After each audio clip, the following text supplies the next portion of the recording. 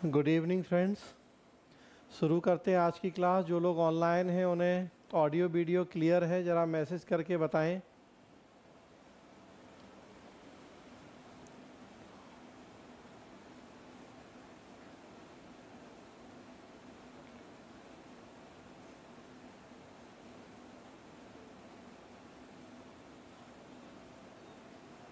Okay, चलिए तो शुरू करते हैं क्लास आज की। आज हम लोग बात करेंगे पब्लिक एडमिशन ऑप्शनल के सिलेबस के ऊपर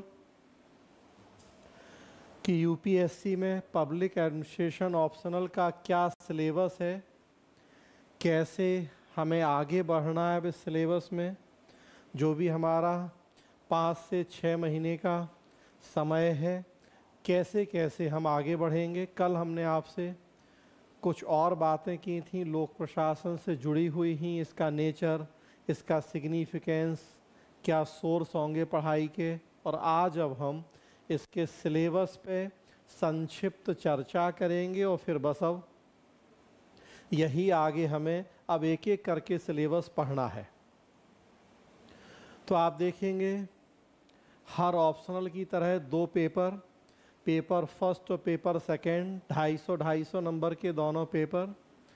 फर्स्ट पेपर का नाम होगा प्रशासनिक सिद्धांत या एडमिनिस्ट्रेटिव थ्योरी, जो आपको बीएल फड़िया की किताब कल मैं बता रहा था इसी नाम से मिलेगी। फर्स्ट पेपर की किताब लोक प्रशासन और ब्रैकेट में लिखा होगा प्रशासनिक सिद्धांत। तो ये फर्स्ट पेपर को छोटी छोटी सी 12 यूनिट में डिवाइड किया गया है। यूनिट के नाम यहाँ लिखे हैं और आगे फिर इनके अंदर क्या है आगे वो भी है। तो उसी की आज हम बस एक ओवरव्यू देखेंगे, एक संक्षिप्त चर्चा करेंगे कि क्या अब हमें पढ़ना है अपने इस ऑप्शनल में। और आप लोगों को जो एक सबसे पहला काम करना है कि आज की क्लास के बाद कम से कम ये यूनिट के नाम याद करने हैं। सिलेबस याद होना ही अपने आप में तैयारी का एक बड़ा हिस्सा होता है।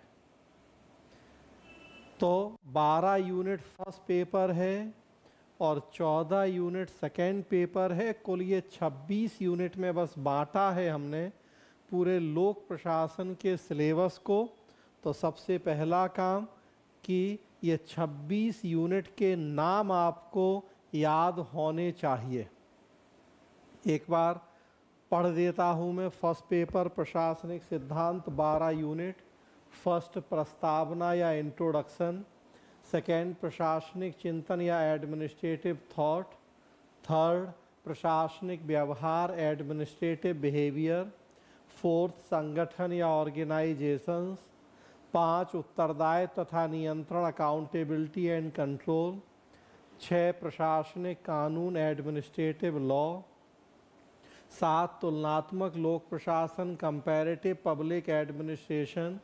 8 विकास गतिकी डेवलपमेंट डायनामिक्स। 9 कार्मिक प्रशासन पर्सनल एडमिनिस्ट्रेशन। 10 लोक नीति पब्लिक पॉलिसी। 11 प्रशासनिक सुधार तकनीकें टेक्निक्स ऑफ एडमिनिस्ट्रेटिव इम्प्रूवमेंट। और 12 वित्तीय प्रशासन या फिनांशियल एडमिनिस्ट्रेशन। तो ये 12 यूनिट का सिलेबस फर्स्ट पेपर। और एक बार सेकेंड पेपर देखिए। सेकेंड पेपर का नाम होगा भारतीय प्रशासन या इंडियन एडमिनिस्ट्रेशन। सेकेंड पेपर की किताब भी इसी नाम से मिलेगी आपको, भारतीय प्रशासन या भारत में लोक प्रशासन, डॉक्टर BL फड़िया। और इसका जो सिलेबस है 14 यूनिट में बांटा है। पहला भारतीय प्रशासन का विकास, इवोल्यूशन ऑफ इंडियन एडमिनिस्ट्रेशन, सरकार का दार्शनिक एवं सांविधानिक ढांचा, philosophical and constitutional framework of government.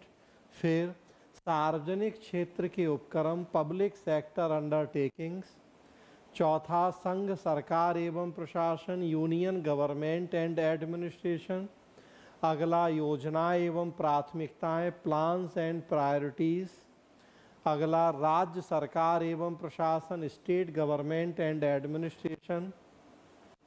अगला स्वतंत्रता के बाद से जिला प्रशासन, डिस्ट्रिक्ट एडमिनिस्ट्रेशन सिंस इंडिपेंडेंस। अगला सिविल सेवाएं, सिविल सर्विसेज। अगला वित्तीय प्रबंध, फिनेंशियल मैनेजमेंट। अगला स्वतंत्रता के बाद से हुए प्रशासनिक सुधार, एडमिनिस्ट्रेटिव रिफॉर्म सिंस इंडिपेंडेंस। अगला ग्रामीण विकास या रूरल डेवलपमेंट। अगला नगरीय स्थानीय प्रशासन, अर्बन लोकल गवर्नमेंट। अगला कानून व्यवस्था प्रशासन, लॉ एंड ऑर्डर एडमिनिस्ट्रेशन।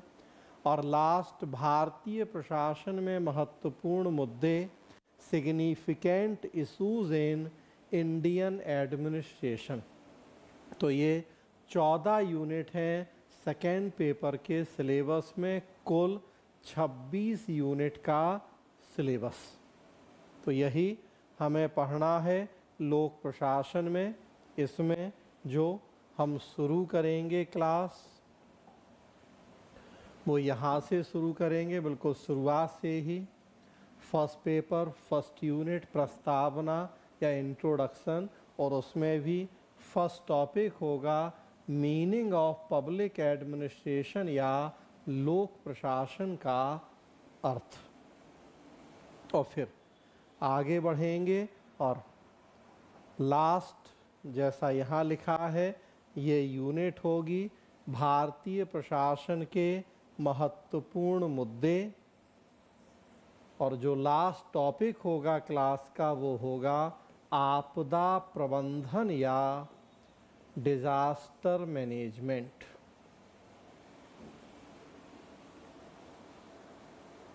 तो फर्स्ट पेपर की फर्स्ट यूनिट से शुरू होगा, सेकेंड पेपर की लास्ट यूनिट पे जाके कंप्लीट होगा। लेकिन ऐसा नहीं है कि ये पूरा सिलेबस हम इसी क्रम में पढ़ने वाले हैं, बीच में थोड़ा क्रम चेंज होगा। हाँ, लेकिन फर्स्ट और लास्ट यूनिट वही रहेंगी बीच में, लेकिन इनको हम अपने अकॉर्डिंग आगे पीछे करेंगे, पढ़ाएंगे पूरा, सब हम पढ़ेंगे, लेकिन क्रम और तरीका हमारा अपना होगा। फर्स्ट और सेकेंड पेपर को जोड़ते हुए पढ़ेंगे। फर्स्ट और सेकेंड पेपर में कई यूनिट आप ऐसी देखेंगे जो एक दूसरे से बहुत घनिष्ठ तौर पे जुड़ी हुई हैं, तो उन्हें हम एक ही साथ पढ़ते हैं। जैसे सेकेंड पेपर में ये 10 नंबर पे यूनिट है स्वतंत्रता के बाद से हुए प्रशासनिक सुधार। इसे हम पढ़ते हैं फर्स्ट पेपर की जो 11 नंबर यूनिट है इसके साथ में। तो फर्स्ट पेपर की 11 नंबर, इसके साथ हम क्लब कर देंगे सेकेंड पेपर की 10 नंबर यूनिट, तो ये दोनों एक साथ चलेंगी। क्योंकि अल्टीमेटली आप देखेंगे पढ़ना इसमें भी प्रशासनिक सुधार है और वो भी प्रशासनिक सुधार पे बेस्ड है। अंतर क्या है, इसमें टेक्निक्स पढ़ेंगे हम एडमिनिस्ट्रेटिव रिफॉर्म की, और उसमें क्या पढ़ना है, इंडिया में एडमिनिस्ट्रेटिव रिफॉर्म।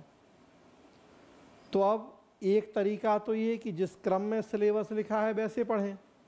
तो आज हम पढ़ाएं आपको, मान लीजिए प्रशासनिक सुधार तकनीक है जब यहाँ आए तो, और फिर 2 महीने बाद पढ़ाएं स्वतंत्रता के बाद हुए प्रशासनिक सुधार, जब ये खत्म करके और हम जब वहां 10 नंबर पे पहुंचे, तो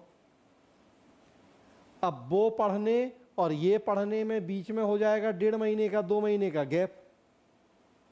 प्रशासनिक सुधार आधा भूल चुके होंगे तब तक, तो फिर हम दोबारा रिकॉल करवाएं पूरा कि देखिए तब हमने वो पढ़ा था 2 महीने पहले, ये मतलब था प्रशासनिक सुधार का, वो मतलब था।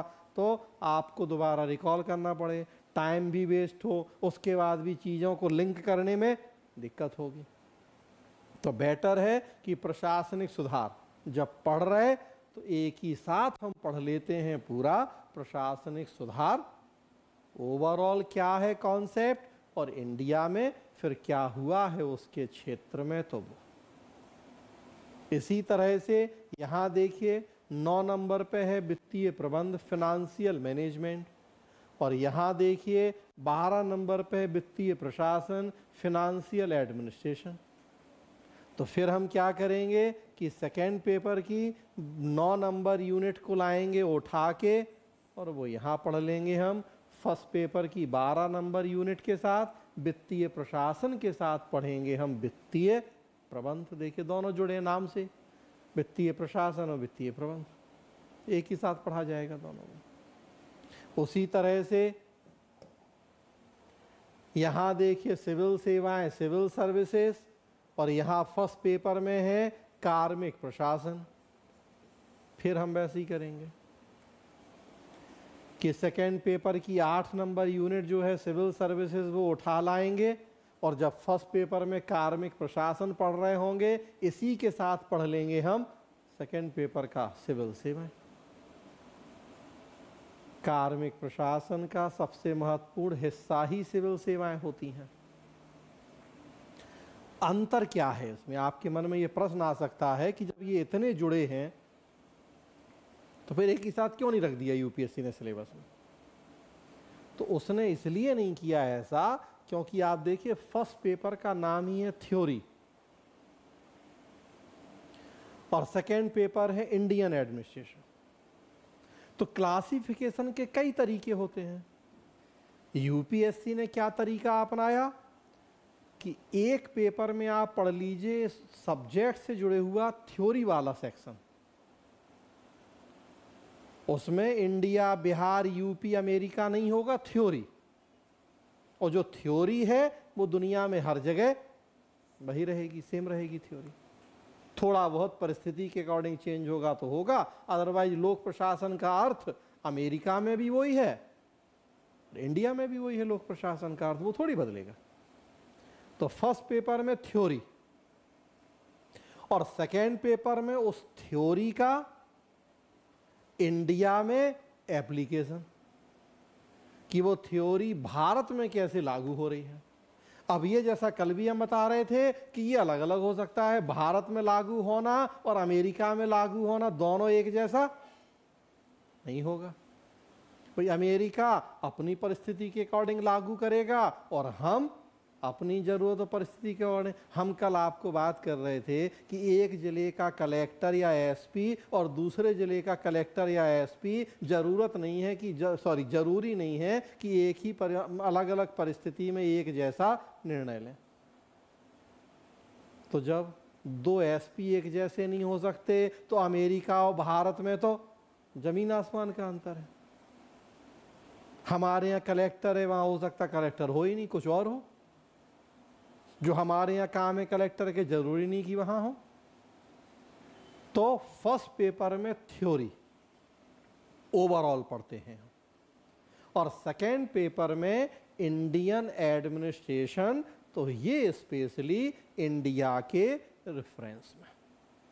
तो इसलिए यूपीएससी ने क्या किया कि फर्स्ट पेपर में ये थ्योरी वाले पार्ट रखे और सेकेंड पेपर में भारत में उसका व्यवहार। हम क्या करते हैं कि हम इनको मिला के पढ़ते हैं। तो जो कल हम बता रहे थे आपको कि पवेड विचार भी है और व्यवहार भी है। हमें जो पढ़ना है वो घटित होते हुए देखना है। तो समझदारी ये है कि हम एक ही साथ दोनों चीजें करते चलें, विचार पढ़ें साथ साथ उसका व्यवहार देख लें, तो विचार भी आसानी से समझ में आएगा और दोनों को जब जोड़ेंगे तो हमारी जो समझ है वो ज्यादा बेहतर ढंग से विकसित होगी, डेप्थ ज्यादा होगी हमें विषय की। तो इसीलिए पूरा फर्स्ट पेपर और पूरा सेकेंड पेपर जुड़े हैं एक दूसरे से। लेकिन ये 3 यूनिट तो इतनी ज्यादा जुड़ी हैं कि इनको अलग अलग पढ़ने का मतलब बेवकूफ़ी करना, टाइम वेस्ट करना वाली बात है। जैसे जब फर्स्ट पेपर का कार्मिक प्रशासन आएगा तो इसमें पढ़ेंगे हम भर्ती, रिक्रूटमेंट। सबसे पहले पढ़ेंगे लोक सेवा क्या है, फिर पढ़ेंगे लोक सेवाओं में भर्ती क्या है, भर्ती के सिद्धांत क्या हैं, भर्ती की प्रक्रिया क्या है। और जब यहाँ आएगा सेकेंड पेपर का सिविल सेवाएं तो इसमें पढ़ेंगे अब भारत में लोक सेवाएं कितनी तरह की हैं। तो अखिल भारतीय सेवाएं, तो केंद्रीय सेवाएं, तो राज्य सेवाएं। अब भारत में भर्ती कैसे होती है लोक सेवाओं में? अब बताइए, एक तरीका वही है कि आज हम पढ़ा दें आपको, जब कार्मिक प्रशासन शुरू करें तो इन जनरल पढ़ा दें आपको कि भर्ती क्या होती है, और फिर 2 महीने बाद जब यहाँ आए उस क्रम में चलते हुए तब अब पढ़ाएं आपको कि भारत में भर्ती कैसे होती है। बताइए, ये तो बेवकूफ़ी होगी ना कि आधा भर्ती आज पढ़ लें और आधा आप कहेंगे कि अब 2 महीने बाद पढ़ाएंगे कि भारत में भर्ती कैसे होती है। तरीका तो यही है कि जब भर्ती पढ़ रहे हैं तो ओवरऑल देख लें कि ये कॉन्सेप्ट क्या है, प्रक्रिया क्या है उसकी, उसके सिद्धांत, उसके तरीके क्या है, और वहीं बस देख लें कि अब भारत में क्या है। कंपेयर कर लें कि दुनिया में क्या और भारत में क्या। समय भी बचेगा और समझ भी विकसित होगी। क्यों? क्योंकि थ्योरी और भारत में व्यवहार दोनों को लिंक करेंगे, कंपेयर करेंगे। तो इसलिए फिर ये काम हमें करना होता है। तो सेकेंड पेपर की ये 3 यूनिट तो फर्स्ट पेपर में शिफ्ट हो जाती हैं। बीच बीच में कई और टॉपिक भी ऐसे हैं जो हम उसी तरह से शिफ्ट कर लेते हैं। तो 12 और 14 16 यूनिट हैं, मिक्स चलेगा। लेकिन मतलब कुछ ऐसा चलेगा कि क्लास शुरू होगी तो केवल फर्स्ट पेपर चलेगा कुछ दिन, जैसे ये पढ़ेंगे फर्स्ट पेपर ही चलेगा, ये पढ़ेंगे फर्स्ट पेपर ही चलेगा। कुछ दिन ऐसा होगा कि मिक्स हो जाएगा फर्स्ट और सेकंड, जैसे हमने कहा जब ये पढ़ेंगे हम, जब ये पढ़ेंगे हम, जब ये पढ़ेंगे हम, तो मिक्स हो जाएगा फर्स्ट और सेकंड। और कुछ दिन ऐसा होगा कि फिर केवल सेकंड चलेगा, कि जब हम ये पढ़ेंगे या ये पढ़ेंगे तो केवल सेकंड। मतलब 3 होगा, शुरुआत होगी केवल फर्स्ट पेपर, फिर ऐसा भी आएगा बीच में एक समय कि जब फर्स्ट और सेकंड को हम मिला के पढ़ेंगे, और फिर बचा हुआ सेकंड पेपर। तो इस तरीके से ये पूरा कोर्स कंप्लीट होगा। तो फिर यूनिट के क्रम और नाम चेंज होंगे। तो एक तो मैंने कहा कि हम मिक्स करेंगे चीज़ों को ज़रूरत के अनुसार, और क्रम भी चेंज होगा। क्रम मतलब जैसे फर्स्ट नंबर पे तो यही शुरू करने जा रहे हैं हम, तो फर्स्ट यही पढ़ेंगे हम, सेकंड ये पढ़ेंगे, थर्ड पे ये पढ़ेंगे, फोर्थ पे ये पढ़ेंगे, तो अब क्रम चेंज हो जाएगा। फिफ्थ पे ये पढ़ेंगे, सिक्स पे ये पढ़ेंगे, तो फिर क्रम भी चेंज होगा। और क्यों क्रम चेंज होगा वो फिर हमें पता है कि किसके बाद क्या पढ़ेंगे आप, तो आप चीज़ों को ज़्यादा अच्छे से समझ पाएंगे या रिलेट कर पाएंगे। तो एक तरीका, एक क्रम है। अब आपने बजट पढ़ानी है भी कि वित्तीय प्रशासन बजट क्या होता है, बजट बनता कैसे है, और हम आपको ये पढ़ाने लगे कि बजट पे कंट्रोल कैसे होता है। तो देखिए, जब ये पढ़ोगे कि पैसा कहाँ आएगा, कहाँ से जाएगा, तब तो पढ़ोगे कि सीएजी कैसे उस पर कंट्रोल करेगा। हम सीएजी पहले पढ़ा दें आपको और बजट पता नहीं हुआ आपको, तो देखिए फिर ये बेवकूफ़ी है कि नहीं है। कॉन्स्टिट्यूशन में भी देखें तो बजट पहले है आर्टिकल 112, उसके बाद समितियां हैं 117 लोक लेखा वगैरह, और सीएजी 148। तो क्रम होता है किसी चीज़ का। तब हम ऐसा नहीं कर सकते कि सीएजी पहले पढ़ाएं आपको और बजट बाद में पढ़ाएं आपको।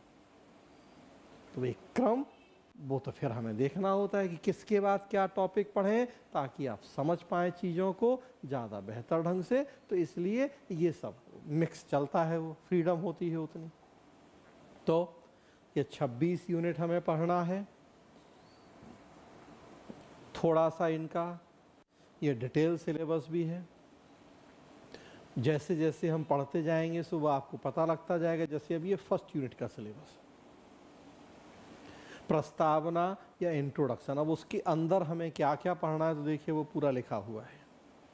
लोक प्रशासन का अर्थ, विस्तार, महत्व, विल्सन के दृष्टिकोण से लोक प्रशासन, विषय का विकास तथा इसकी वर्तमान स्थिति, नया लोक प्रशासन, लोक विकल्प उपागम, उदारीकरण की चुनौतियाँ, निजीकरण, भूमंडलीकरण, अच्छा अभिशासन, अवधारणा तथा अनुप्रयोग, नया लोक प्रबंध। तो ये फर्स्ट यूनिट, फर्स्ट पेपर की फर्स्ट यूनिट। इसी तरह से बढ़ते जाएं तो ये फिर अब डिटेल सिलेबस। सेकेंड यूनिट पूरे थिंकर पढ़ने, उसमें अपने विषय के प्रशासनिक चिंतन, प्रशासनिक व्यवहार, संगठन, उत्तरदायित्व नियंत्रण। तो ये फिर डिटेल सिलेबस है। फिलहाल आपको क्या करना है कि यूनिट के नाम याद रखने हैं, अंदर का भी नहीं कर पाएंगे याद, वो जैसे जैसे हम पढ़ते जाएंगे वो तब याद होगा। हाँ, यूनिट के नाम लेकिन ज़रूर आपको याद करने हैं, जो सबसे पहला काम। तो इस तरह से ये 12 यूनिट फर्स्ट पेपर है, और फिर देखेंगे ये 14 यूनिट सेकेंड पेपर। वो आपने केवल नाम देखे, ये अब उसका भी डिटेल है। फर्स्ट यूनिट भारतीय प्रशासन का विकास, सरकार का दार्शनिक संवैधानिक ढांचा, इस तरह से फिर पूरा ये 14 यूनिट का डिटेल सिलेबस है सेकेंड पेपर का। तो टोटल ये 26 यूनिट का यहाँ सिलेबस। अब इसमें और एक जो जरूरी बात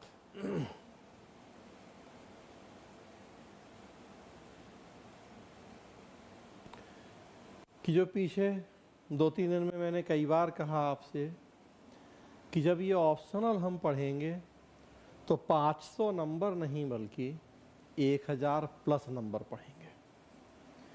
बात को दूसरे शब्दों में हमने कहा कि पबेड ऑप्शनल नहीं है, तब भी आपको ये क्लास ज़रूर करनी चाहिए। कई लोग आप में कर भी रहे, ऑफलाइन नहीं तो ऑनलाइन।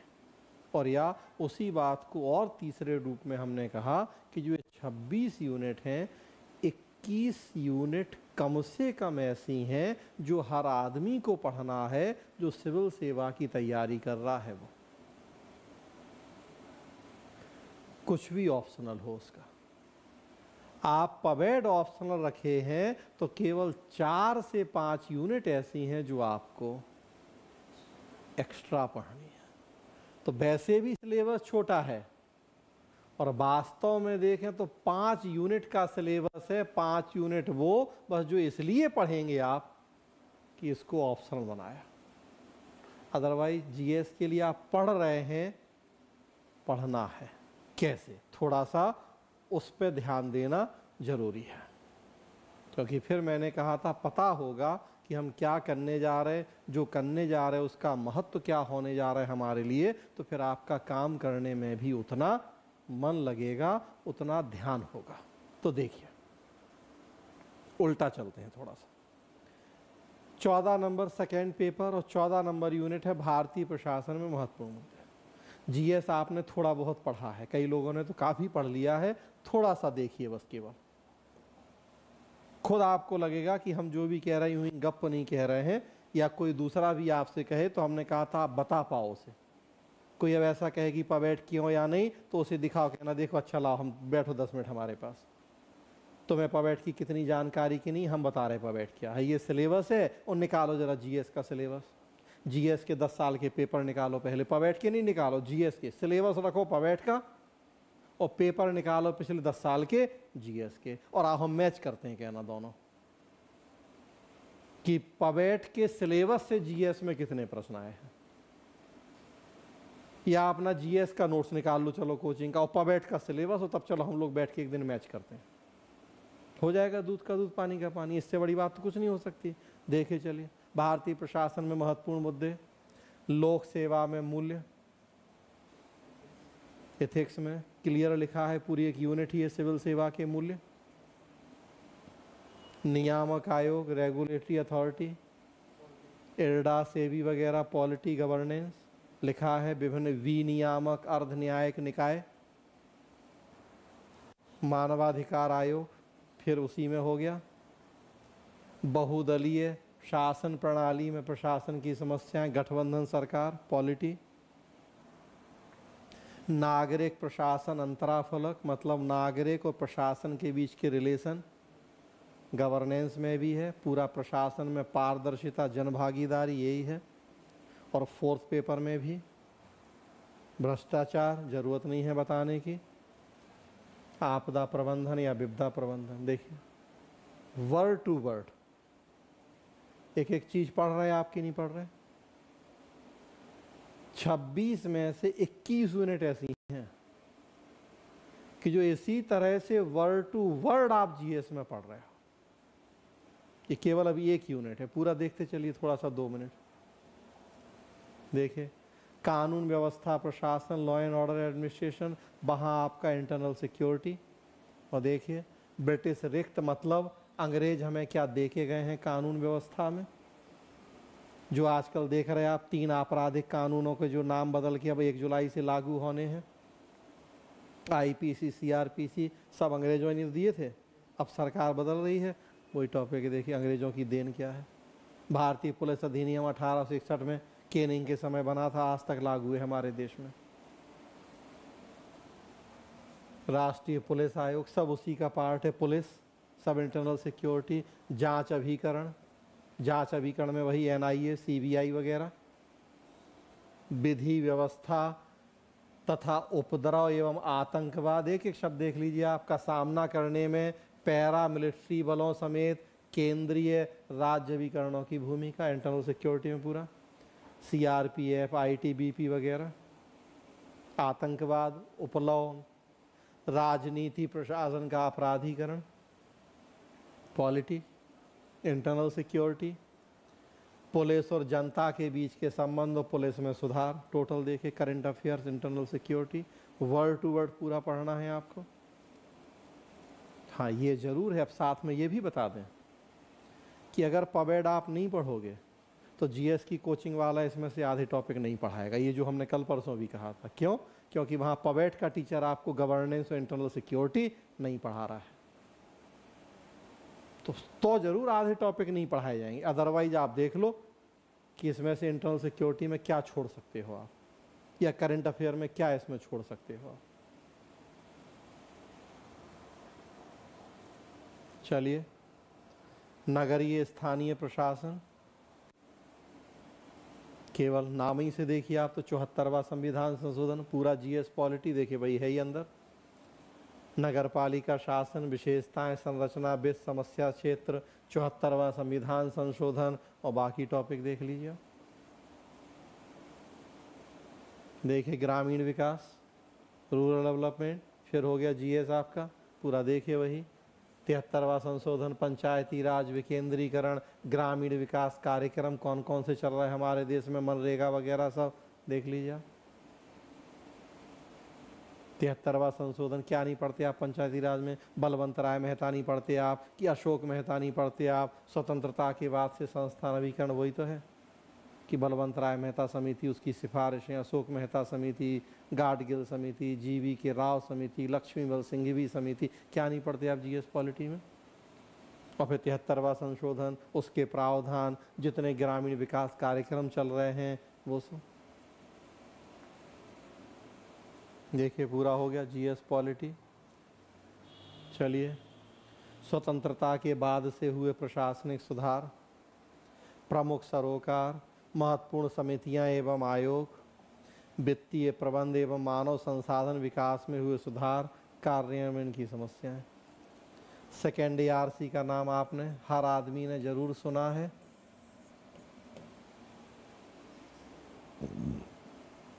पंद्रह रिपोर्टें सौंपी हैं। सेकेंड एआरसी की 15 रिपोर्टों की हेडिंग देखिए और आप अपने जीएस का सिलेबस देखिए। पूरी 15 रिपोर्टें ही एक तरह से जीएस का सिलेबस है आपका। फर्स्ट रिपोर्ट थी सूचना के अधिकार के ऊपर, जीएस में पढ़ना है कि नहीं पढ़ना। एक रिपोर्ट है डिजास्टर मैनेजमेंट के ऊपर, पढ़ना है जीएस में कि नहीं पढ़ना। एक चौथी रिपोर्ट है शासन में नैतिकता, पूरा एक पेपर है जीएस में, उसके बाद ही जोड़ा गया था। 2005 से 2009 तक सेकेंड एआरसी ने हमारे देश में काम किया, 15 रिपोर्टें सौंपी, उसके बाद ही 2013 में चेंज हुआ था पैटर्न में, और पूरी एक चौथी रिपोर्ट है सेकेंड एआरसी की, शासन में नैतिकता, 264 पेज की। अगर वो नहीं पढ़ी है आपने तो सबसे पहले जाके उसको पढ़िए, बिना उसको पढ़े आप चौथा पेपर कभी अच्छा नहीं कर सकते जीएस का, एथिक्स। 264 पेज की रिपोर्ट है वो सेकेंड एआरसी की, वो जरूर आपको पढ़ना है एथिक्स चौथे पेपर के लिए, क्योंकि उसी की वजह से ही जुड़ा है जीएस में चौथा पेपर, पूरी एक रिपोर्ट है वो। तो सेकेंड एआरसी की 15 रिपोर्टें एक बार हम पबेड में नहीं भी पढ़े तो काम चल जाएगा। है पबेड का टॉपिक वही है पूरा, स्वतंत्रता के बाद प्रशासनिक सुधार। लेकिन जीएस में नहीं पढ़ो आप तो काम नहीं चलेगा। पूरी 15 रिपोर्ट है। ये है स्थिति।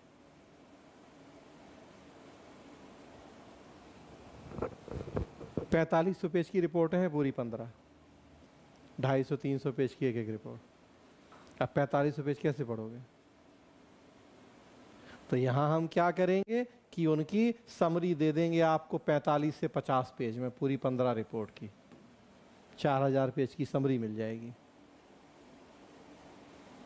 उतना पढ़ते रहना है। 4000 पेज एक रिपोर्ट, जैसे हमने कहा 4th रिपोर्ट है 264 पेज, तो ऐसे ही कोई 200 पेज, कोई 150 पेज, कोई 300 पेज, तो लगभग मतलब 4000 पेज के आसपास होंगे पूरी 15 रिपोर्ट में। तो उनकी समरी हम आपको देंगे जिस पे कुछ बात करेंगे क्लास में। यही है पूरी यूनिट।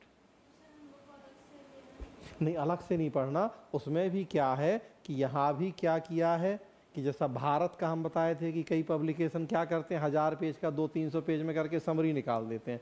इसका भी किया है किसी किसी ने। सेकेंड ARC की पूरी 15 रिपोर्ट की समरी भी मार्केट में आ रही है आजकल, तो सब कुछ पका पकाए मिलता है। तो पूरी 15 रिपोर्ट की समरी भी 200-300 पेज में मार्केट में किताब के रूप में निकाल दी है कई पब्लिकेशन ने। चाहो तो वो ले सकते हो। हम और संक्षिप्त देंगे आपको, बस 45 से 50 पेज में हम देंगे, वो नोट्स में मिलेगी आपको जब हम इस टॉपिक पे आएंगे तो बस ये है। हाँ, लेकिन चौथी रिपोर्ट तो पढ़ना चाहिए, वो 264 पेज मिल जाएगी मार्केट में। ऑनलाइन ही तो मिलके डाउनलोड कर लो उसको, फोटोकॉपी निकलवा लो। तो यही है पूरी यूनिट। हम इसमें संथानम समिति, बताइए आप भ्रष्टाचार में नहीं पढ़ते। हम सरकारी आयोग पढ़ेंगे, हम पुंछी आयोग पढ़ेंगे, हम संविधान समीक्षा आयोग पढ़ेंगे, हम फर्स्ट ARC, ये सेकेंड है। ये देखिए, बताइए क्या नहीं पढ़ना जीएस में आपको। चलिए, वित्तीय प्रबंध देखिए, बजट,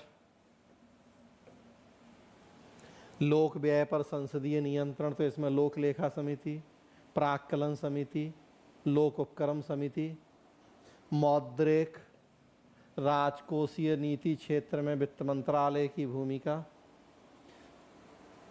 लेखाकरण तकनीक। हाँ, ये एक नहीं पढ़ोगे जीएस में, छोटा सा। लेखा परीक्षा, CAG, बताइए क्या नहीं पढ़ना और आपको जीएस इको में और जीएस पॉलिटी में। केवल एक छोटा सा ये बस नहीं है जीएस में, लेखाकरण तकनीक। बाकी देखिए,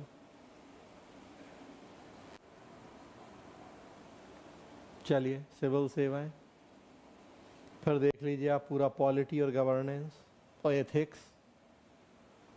सिविल सेवाएं, संवैधानिक स्थिति, संरचना, भर्ती, प्रशिक्षण, वही आर्टिकल 308 से 314 संवैधानिक स्थिति, उसमें अखिल भारतीय सेवाएं वगैरह, good governance, code of conduct, अनुशासन। देखिए एथिक्स में लिखा हुआ है, एज इट इज लिखे हुए एथिक्स में टॉपिक है।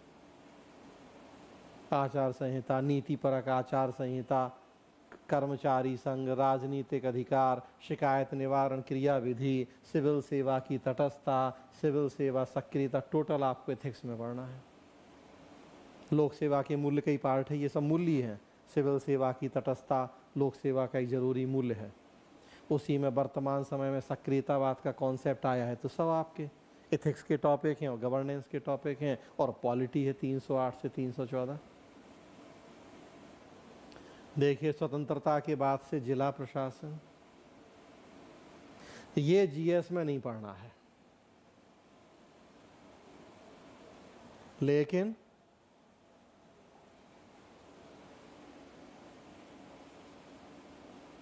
जीएस में नहीं पढ़ना स्वतंत्रता के बाद से जिला प्रशासन, लेकिन इंटरव्यू,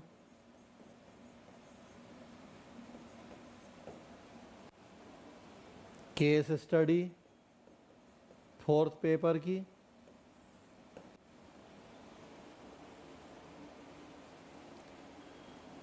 और इस सबके साथ साथ आपकी जिज्ञासा।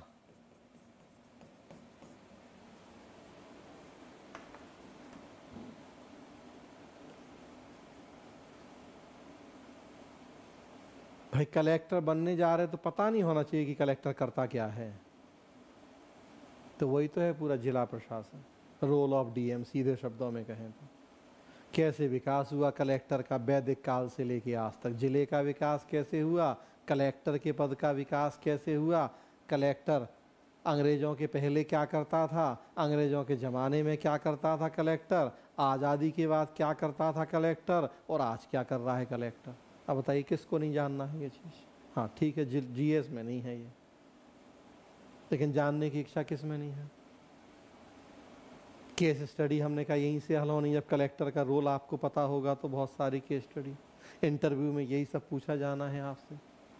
अक्सर पूछा जाता है प्रश्न, आपके ज़िले का नाम बताइए, आपने बताया फला, अपने ज़िले की 3 प्रमुख समस्याएं बताइए, आपने गिना दी। अगला प्रश्न कि आपको आपके ज़िले का कलेक्टर बना दें तो इन 3 समस्याओं का हल आप कैसे करेंगे। अक्सर पूछा जाने वाला प्रश्न इंटरव्यू का। अब आपको पता ही नहीं कि कलेक्टर का काम क्या होता है, उसकी ड्यूटी रिस्पॉन्सिबिलिटी क्या है, क्या जवाब दोगे वहाँ। आगे बढ़ें।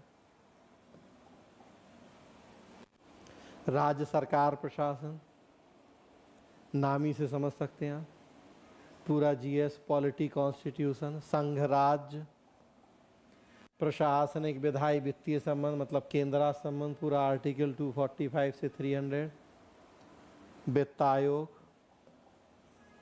वित्त आयोग की भूमिका, राज्यपाल, मुख्यमंत्री, मंत्री परिषद, देख लीजिए ये गवर्नेंस है, ये गवर्नेंस में पढ़ना है आपको। मंत्रालय, विभाग, सचिवालय व्यवस्था गवर्नेंस का पार्ट है, और वो बाकी कॉन्स्टिट्यूशन पॉलिटी है। ये देखिए योजनाएं, प्राथमिकताएं,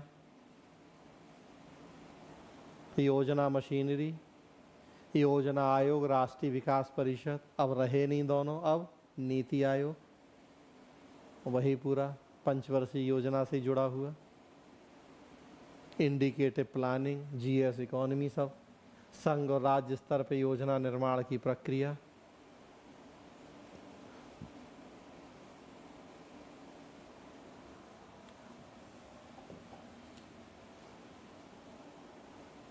ये देखिए संघ सरकार एवं प्रशासन,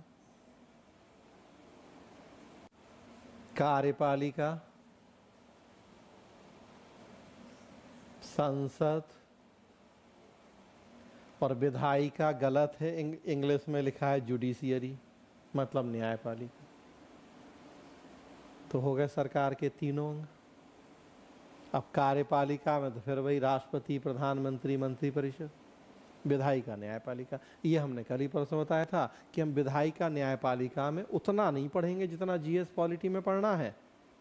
हमें विधायिका की संरचना से मतलब नहीं होगा कि लोकसभा, राज्यसभा, कितने सदस्य, कैसे चुनाव होगा, कि लोकसभा अध्यक्ष, ये चीज़ें हमें पवेड में नहीं पढ़नी।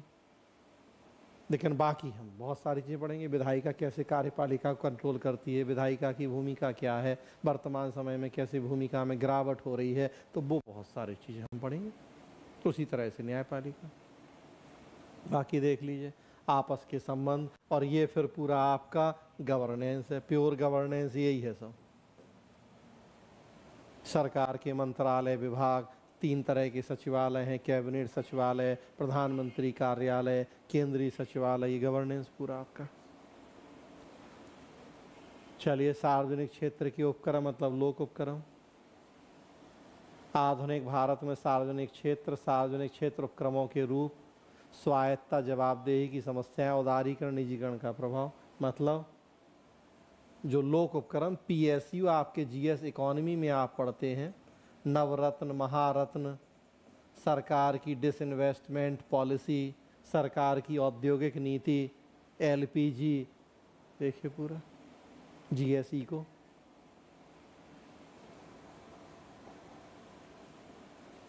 सरकार का दार्शनिक संवैधानिक ढांचा, फिर पॉलिटी कॉन्स्टिट्यूशन, संविधान की प्रमुख विशेषताएं, मूल आधार, संविधानवाद की संकल्पना, पॉलिटिकल कल्चर, नौकरशाही लोकतंत्र, नौकरशाही विकास, पूरा फिर पॉलिटी कॉन्स्टिट्यूशन। और ये देखिए जीएस हिस्ट्री, भारतीय प्रशासन का विकास, जीएस हिस्ट्री, कौटिल्य, मुगल और ब्रिटिश प्रशासन, जीएस हिस्ट्री। अब बताइए सेकेंड पेपर की 14 यूनिट वर्ड टू वर्ड, बताइए क्या आप नहीं पढ़ रहे जीएस में? एक आध टॉपिक अगर छोड़ दें तो, या क्या नहीं पढ़ना है आपको? मतलब 1 मिनट के लिए हम कहें कि आप ऑप्शनल नहीं भी पढ़ रहे, तब भी इसमें क्या नहीं पढ़ना जीएस में आपको, ये बताइए। हाँ ये जरूर है, हमने कहा कि अब जीएस की कोचिंग वाला क्या पढ़ाएगा या नहीं पढ़ाएगा, लेकिन अब उतने समझदार आप हो, ग्रेजुएट हो, 21 साल हो, जीएस का सिलेबस देखा है, पेपर तो देख लो आपकी, क्या नहीं पढ़ना है इसमें जीएस में आपको? पॉलिटी में या कॉन्स्टिट्यूशन में या गवर्नेंस में या एथिक्स में, या तो ये है स्थिति। चलिए फर्स्ट पेपर पे आते हैं। देखिए फर्स्ट पेपर वित्तीय प्रशासन, फिनेंशियल एडमिनिस्ट्रेशन। फिर देख लीजिए आप वित्तीय राजकोषीय नीति, हिंदी में वित्तीय है, बेसिकली है वो मॉनेटरी, मतलब मौद्रिक नीति, मौद्रिक राजकोषीय नीति, जीएस इकोनॉमी। और फिर देखिए सारा लोक उधार ग्रहण, लोक ऋण,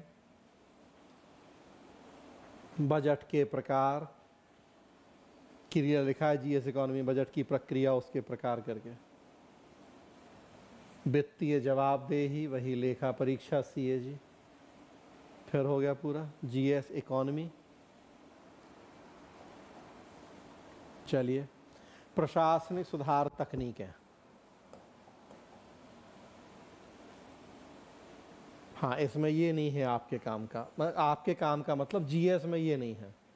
संगठन पद्धति, कार्य अध्ययन, ये अब थ्योरी है भाई बैठ की कुछ, तो कुछ बस फर्स्ट पेपर में ही कुछ थ्योरी वाला पार्ट ऐसा है कि जो जीएस में हमें नहीं है ज़रूरत। तो जैसे ये नहीं है जीएस में आपको काम इसका। लेकिन फिर ये देखिए ई गवर्नेंस एवं सूचना प्रौद्योगिकी, गवर्नेंस में कितना बड़ा लिखा है, ई गवर्नेंस, अनुप्रयोग, सीमाएं, सफलताएं, संभावनाएं। बाकी नहीं है आपको जीएस में, बाकी की जरूरत जीएस में नहीं पड़ेगी आपको। एक ही टॉपिक है इसमें, ई गवर्नेंस, जो आपको जीएस में पढ़ना होता है।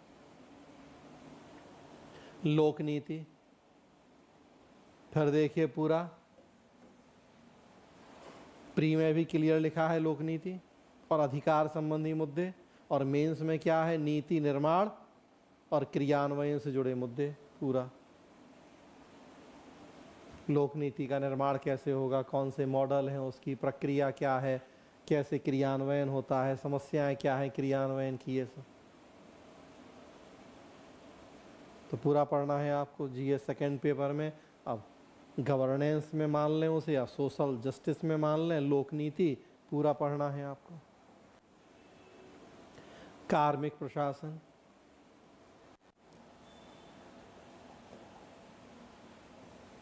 इसमें से कुछ टॉपिक आपको जीएस में नहीं आएंगे काम, ज़्यादातर काम आएंगे। ज़्यादातर जैसे ये देखिए एडमिनिस्ट्रेटिव एथिक्स, नाम ही है, कोड ऑफ कंडक्ट, सब आपके फोर्थ पेपर में है। ये देखिए भर्ती प्रशिक्षण, अनुशासन, निष्पादन, मूल्यांकन, ये सब पढ़ना है आपको जीएस पेपर फोर्थ में। कुछ चीज़ें नहीं भी पढ़ना, तो आधा है मोटा मोटी। विकास गतिकी,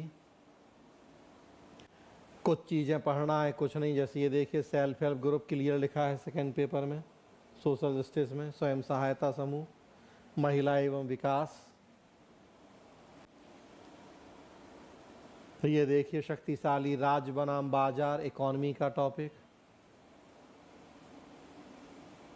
राज्य बाजार के बीच का संबंध, लड़ाई झगड़ा। कुछ चीज़ें नहीं पढ़ना है जीएस में आपको।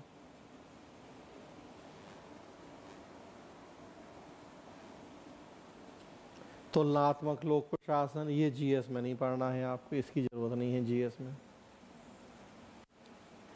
हालांकि ऐसा भी नहीं कि पूरी नहीं जरूरत, सॉरी, कुछ है जरूरत। ये देखिए, विभिन्न देशों में प्रशासन एवं राजनीति, यहाँ इस तरह से लिखा है। और पॉलिटी में क्या लिखा है? भारत की संवैधानिक योजना की अन्य देशों की संवैधानिक योजना से तुलना। लगभग वही बात हो जाती है। संविधान के तहत ही राजनीति और प्रशासन काम करते हैं, तो वो जुड़े हैं एक दूसरे से। बाकी यहाँ नहीं है काम जीएस में। ये पूरा जीएस एडमिनिस्ट्रेटिव लॉ, जिसमें कैट, सेट वगैरह, central administrative tribunal, state administrative tribunal, वही जो है विभिन्न अर्ध न्यायिक, नियामकीय और सांविधिक निकाय, वही है। डाइस एक विद्वान है, ब्रिटिश विद्वान है, जो कि रूल ऑफ लॉ से जुड़े हुए हैं। तो रूल ऑफ लॉ, विधि का शासन, जो आप पॉलिटी में पढ़ते हैं, वहीं से कंसेप्ट जुड़ेगा रूल, प्रशासनिक विधि, एडमिनिस्ट्रेटिव लॉ का। पूरा आपको जीएस पॉलिटी और गवर्नेंस में पढ़ना है। उत्तरदायित्व नियंत्रण देख लीजिए, टोटल आपका निबंध भी, गवर्नेंस भी और एथिक्स भी। उत्तरदायित्व नियंत्रण की संकल्पना, प्रशासन पर विधायी, कार्यकारी, न्यायिक नियंत्रण, नागरिक और प्रशासन के संबंध, मीडिया, प्रेशर ग्रुप, स्वैच्छिक संगठन, सब है जस्टिस, सोशल जस्टिस में, गवर्नेंस में, word to word. Civil society, citizen charter, second paper में भी है, फोर्थ पेपर में भी है। सूचना का अधिकार, सेकेंड पेपर में भी, फोर्थ पेपर में भी। सोशल ऑडिट, सेकेंड पेपर में भी, फोर्थ पेपर में भी। और निबंध के भी ढेरों टॉपिक, पूरा वर्ड टू वर्ड।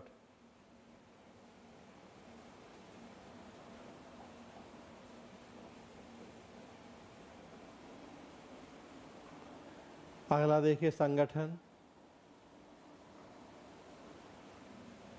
कुछ है काम का, ये देखिए गवर्नेंस में है, सरकार के मंत्रालय और विभाग, उसी में निगम, कंपनियां। ये देखिए नियामक प्राधिकारी, वही जो सेकंड पेपर में था, नियामक आयोग, ये यहाँ भी है। अंतर वही है कि ये ओवरऑल पढ़े हम, और सेकंड पेपर में था नियामक आयोग, तो वो पढ़े भारत के संदर्भ में। ये देखिए पब्लिक प्राइवेट पार्टनरशिप, लोक निजी भागीदारी, तो फिर लगभग आधा।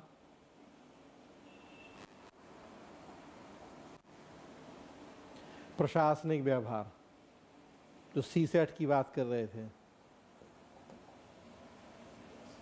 डिसीजन मेकिंग, निर्णय, कम्युनिकेशन, इंटरपर्सनल स्किल, संचार, ये लीडरशिप और मोटिवेशन, इंटरव्यू। एक सफल प्रशासक के गुण, आपने 3 क्वालिटी बताई जिस वजह से आपको हम सेलेक्ट कर लें। तो देखिए पूरा प्रशासनिक चिंतन, यहाँ देखिए प्योर पवेट की थ्योरीज। लेकिन जो कल भी हम बता रहे थे कि डायरेक्टली कभी इनसे प्रश्न नहीं आएगा, लेकिन जब आप इनको पढ़ोगे तो एथिक्स में, केस स्टडी में किसी दूसरे से आप 10 कदम आगे होगे कम से कम। कल 2 एग्जाम्पल दिए थे हमने, देखिए एक इनका नाम लिया था रेंसिस लिकर्ट, एक इनका नाम लिया था हमने मैक्स वेबर। देखिए कल ही बता चुके हैं हम। ज़्यादातर ऐसे काम आएंगे आपको केस स्टडी 125 नंबर में। ये थिंकर, पवेट के थिंकर, इन्होंने ही बताया समस्या, उनका समाधान। तो जो केस स्टडी में आपसे पूछी जाती हैं चीज़ें अक्सर, तो कैसे इनकी थ्योरीज को वहाँ में अप्लाई करना है। हाँ, डायरेक्ट कभी नहीं आएगा कि मैक्स वेबर से आपको जीएस में कहीं प्रश्न दिख जाए। तो फिर वही बात की, कोई नहीं पढ़ाएगा आपको जीएस में, और आपको भी पता नहीं पड़ेगा, क्योंकि लिखा थोड़ी है कहीं जीएस में रेंसिस लिकर्ट का नाम कि मैक्स वेबर का नाम। लेकिन अब ये जिसे समझ है उसे पता है कि इनकी क्या ज़रूरत है वहाँ, कैसे इनके बेस पे हम वहाँ हल करते हैं उन केस स्टडी का, उन समस्याओं का। 2 एग्जाम्पल मैंने दिए थे, लिखित दस्तावेज में मैक्स वेबर और कार्यकुशलता बनाम नैतिकता में रेंसिस लिकर्ट। 2 एग्जाम्पल दिए थे, 2 केस स्टडी बताई थी आपको, तो देख लीजिए आप। और ये इसमें भी देखिए आप, सिलेबस में कहीं नहीं लिखा है गुड गवर्नेंस जीएस में, लेकिन जब तक आपने ये नहीं पढ़ा आप गवर्नेंस और एथिक्स को एक अक्षर भी समझ सकते हो गुड गवर्नेंस के कॉन्सेप्ट के बिना। वैसे कहीं लिखा नहीं दिखेगा सिलेबस में गुड गवर्नेंस जीएस में आपको, लेकिन चाहे गवर्नेंस पढ़ें सेकेंड पेपर का, चाहे 4th पेपर का एथिक्स, 2 दिन तो पहले गुड गवर्नेंस ही पढ़ाते हैं कम से कम, हम तो ज़रूर पढ़ाते हैं और पढ़ाने ज़रूरत है, क्योंकि बिना इसके ना आप आरटीआई समझ पाओगे, ना ई गवर्नेंस समझ पाओगे, ना आप सिटीजन चार्टर समझ पाओगे। नवीन लोक प्रबंधन पढ़ेंगे हम लोग कि 3 ई का कॉन्सेप्ट है ये। 3 ई में क्या? एफिशिएंसी, इकोनॉमी, इफेक्टिवनेस, और बाद में चौथा ई जुड़ेगा इसमें, क्या? जो आपका जीएस का चौथा पेपर है, एथिक्स। अब बिना ये जाने हम एथिक्स को पढ़ना शुरू कर दें, हमें लोक प्रशासन के साथ साथ निजी प्रशासन में भी नैतिकता पढ़नी है। सिलेबस अगर आपने देखा है ध्यान से 4th पेपर का या पढ़ा है तो, लोक के साथ साथ निजी में भी नैतिकता, निजी कंपनियों में, संबंधों में भी नैतिकता की बात करनी है हमें। पूरा देखिए यहाँ पे, देखिए उदारीकरण की चुनौतियाँ, एलपीजी का क्या पर, निजीकरण, भूमंडलीकरण, देखें जीएस, फिर इकोनॉमी कहिए उसको। अब आपके सामने है स्थिति।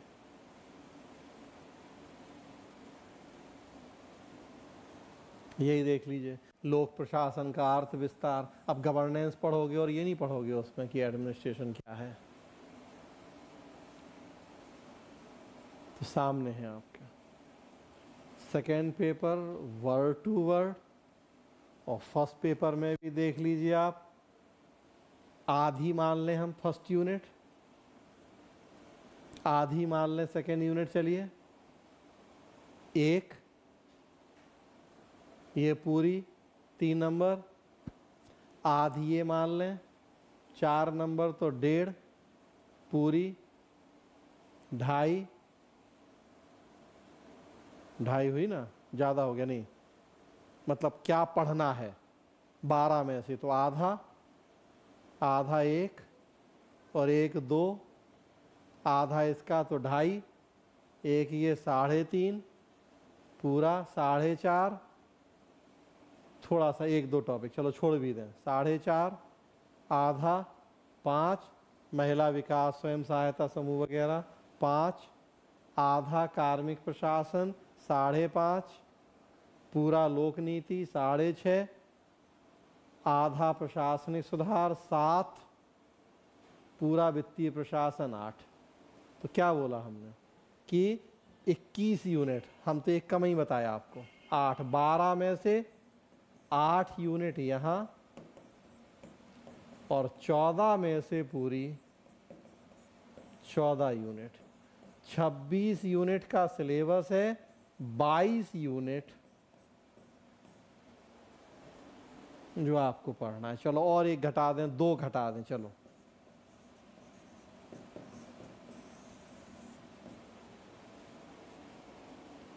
तो कितनी यूनिट का सिलेबस हुआ पबेट का? 5 यूनिट, मतलब 5 महीने, 6 महीने में हम लोग 1 से 1.5 महीना पढ़ेंगे क्या? पब्लिक एडमिनिस्ट्रेशन, तो बाकी बचे हुए 4 महीना क्या पढ़ेंगे हम लोग? जीएस। पबेट भी हो जाएगा उससे, ये कहना चाहिए।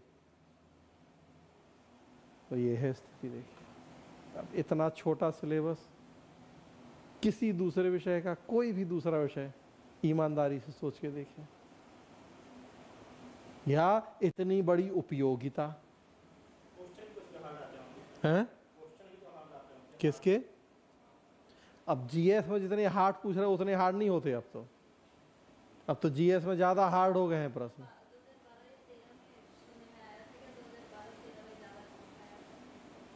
ये पेपर हाँ तब एक बार आया था, हाँ तब आया था एक बार, बिल्कुल सही। अब तो जीएस टफ हो गया है।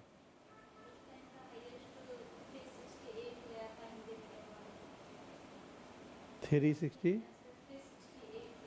क्या नंबर पवेड में हिंदी मीडियम में 2011 या 12, एक साल पेपर कठिन था।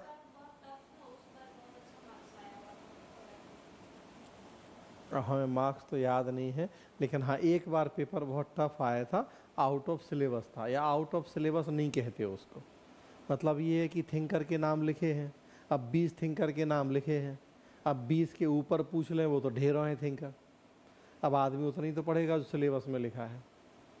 तो ऐसा तो हाँ वो अब 11 या 12 सही कह रही हैं, एक बार तब बहुत टफ आया था पेपर, और बाकी तो फिर अब तो आप देखिए जीएस का मतलब जितने टॉपिक हमने यहाँ बताया आपको, राष्ट्रपति, राज्यपाल, मानवाधिकार आयोग, मैच करवाएंगे हम, तो आप पवेट के क्वेश्चन देखिएगा और जीएस के क्वेश्चन देखिएगा, आपको पवेट के क्वेश्चन आसान लगेंगे और जीएस के क्वेश्चन भारी लगेंगे आपको, चाहे वो आरटीआई हो, चाहे वो सूचना सिटीजन चार्टर हो, आपको पवेट के क्वेश्चन आसान लगेंगे और जीएस के टफ लगेंगे, पर उल्टा है अब तो बस ये है। जीएस में उतना डेप्थ में कोई नहीं पढ़ाता है जितना यहाँ, क्योंकि ये ऑप्शन है। तो सिलेबस है पूरा आपके सामने, कैसे हमें पढ़ना है वो भी है आपके सामने, और सबसे ज़रूरी बात जो थी कि फिर हमें बताना था, आपके दिमाग में होना चाहिए ये कि क्या मैच है इसका और जीएस का, ये हमेशा आपके दिमाग में होना ज़रूरी है, ताकि कभी भी कोई आपको, जो सबसे ज़्यादा टेंशन होता है वो यही कि कहीं भी कोई भी आपको भटका ना सके, कि राह चलते नहीं तो रोज़ 2 आदमी मिले जहाँ क्लास कर रहे, जहाँ उठ बैठ रहे कि ये नहीं वो, या वो नहीं ये, या ऐसा या वैसा, तो वो आपको अपने ऊपर पूरा कॉन्फिडेंस होना चाहिए कि हम जो भी काम कर रहे हैं बहुत सोच समझ के कर रहे हैं, जांच परख के कर रहे हैं। आप एक बार सोचिए जो आप कर रहे हैं, लेकिन हमें बहुत सोच समझ लिया हमने, तो इसलिए ये चीज़ है, और पता होनी भी चाहिए कि भाई जो हम पढ़ने जा रहे हैं तो अल्टीमेटली क्या है उसमें। तो पूरा सिलेबस है ये। सो जैसा मैंने बताया है कि लास्ट टॉपिक हम ये करेंगे, जिस दिन क्लास ख़त्म होगी तो इसके साथ ख़त्म होगी क्लास। देखिए लास्ट टॉपिक है भी सिलेबस का, हाँ लेकिन बीच में हमने ये भी कहा कि क्रम चेंज होगा, टॉपिक यहाँ वहाँ शिफ्ट होंगे, हाँ लास्ट टॉपिक लेकिन वही होगा जो यहाँ लास्ट में लिखा है, और फर्स्ट टॉपिक यही होगा जो यहाँ शुरू में लिखा है, लोक प्रशासन का अर्थ। फर्स्ट भी यही है फर्स्ट क्लास, और लास्ट भी वही है लास्ट क्लास, विपदा प्रबंधन। बीच में चीज़ें कुछ आगे पीछे होंगी ज़रूरत के अनुसार। तो ये पूरा सिलेबस है, कौन सी किताबें पढ़ना है कैसे वो हम कल ही बता चुके हैं आपको। तो आज की क्लास यहीं रोक रहे हैं। अब ये 4 क्लास जो बहुत ज़रूरी होती हैं तो हमने करी हैं, कुछ और क्लास भी वो आप फिर अब ऐप पे देख सकते हैं।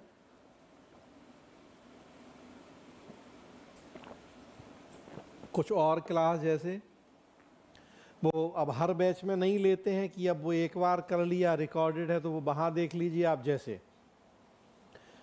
ऐप पे जो आपको एक्सेस मिला है तो कुछ और क्लास आपको उस पर मिलेंगी शुरुआती, वो आप फिर वहाँ से, जैसे एक क्लास मिलेगी आपको how to develop writing skill,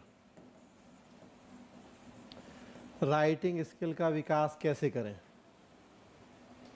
तो अब ये ऐसी चीज़ें हैं कि इनको हर बैच में डिस्कस करने का औचित्य नहीं है, तो ये एक बार डिस्कस कर लिया किसी बैच में, किसी में कुछ, वो ऐप पे रिकॉर्डेड पड़ा है वर्जन, आपके पास एक्सेस है तो वो आप वहाँ से देख लें।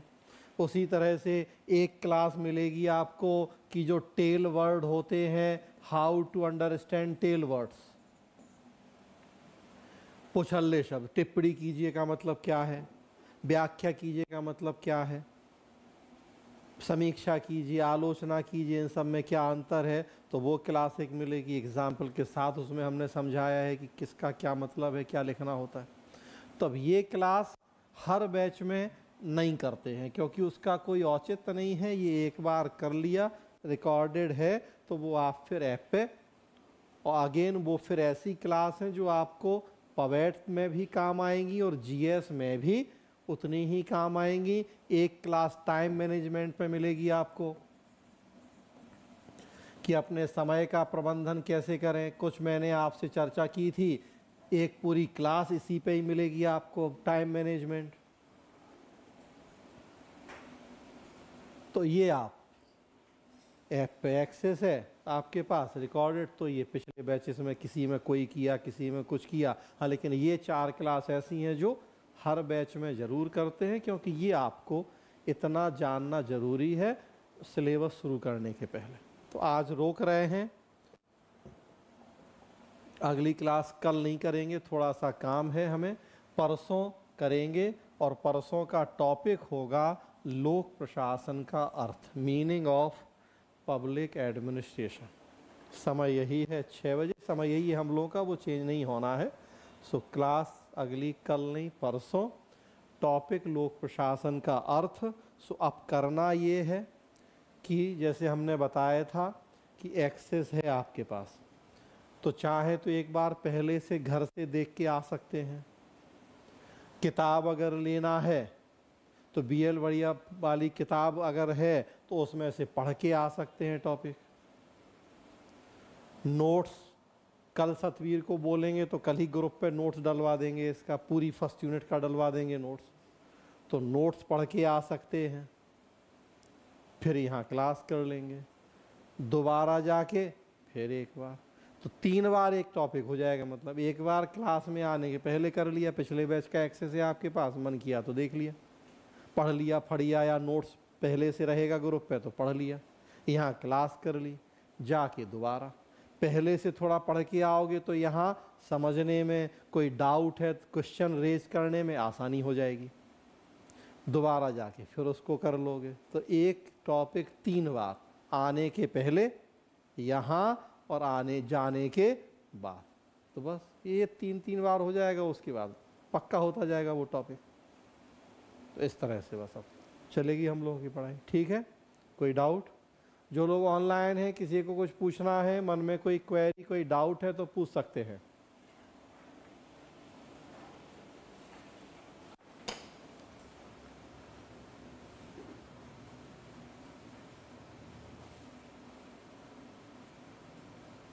कुछ नहीं? तो चले ठीक है, फिर आज यहीं रोक रहे हैं, मीटिंग छोड़ सकते हैं, और हम लोग कल नहीं परसों मिलेंगे 6 बजे। टॉपिक शुरू करेंगे, syllabus, first paper, first unit, first topic, लोक प्रशासन का अर्थ। चलिए फिर आज यहीं तक।